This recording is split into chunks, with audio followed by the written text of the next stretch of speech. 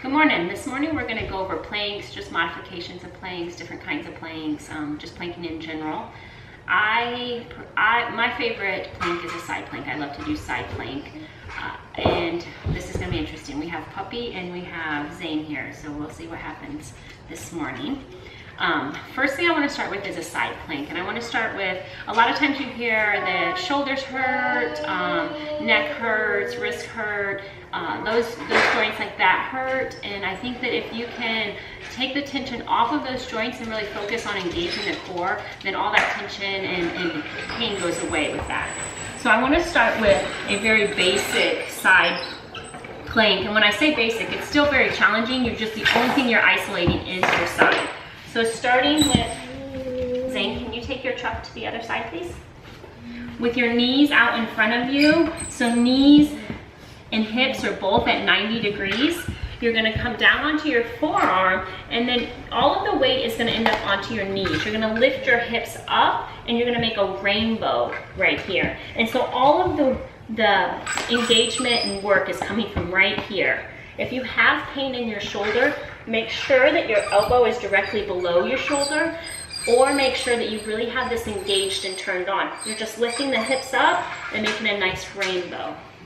Next, into a full side plank.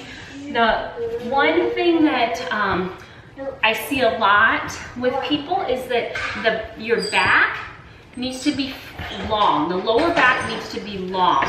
So a good way to practice this is up against a wall, trying to get your entire lower back to touch the wall. So from, say, mid-back all the way down to glute area is touching the wall. And the way to demonstrate that here is, a lot of times you see this right here, and I just want this nice and long. Having that long, that means that your shoulders and your hips are squared up, and then it's gonna really turn on the core more.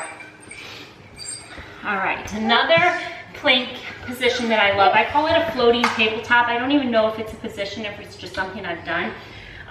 So in your tabletop position, roll the toes under. You're gonna lift up the shins so they're parallel, and kind of think of a cat back here, and you're turning on your core. Turning on the core as you lift and hold. And I like this much better than a traditional full out plank, just because it keeps my pelvis in a safe position. And I feel like it really works my core a lot more. So if you have any questions, anything else, sorry for the chaos, but this is the real life, let me know. Thank you.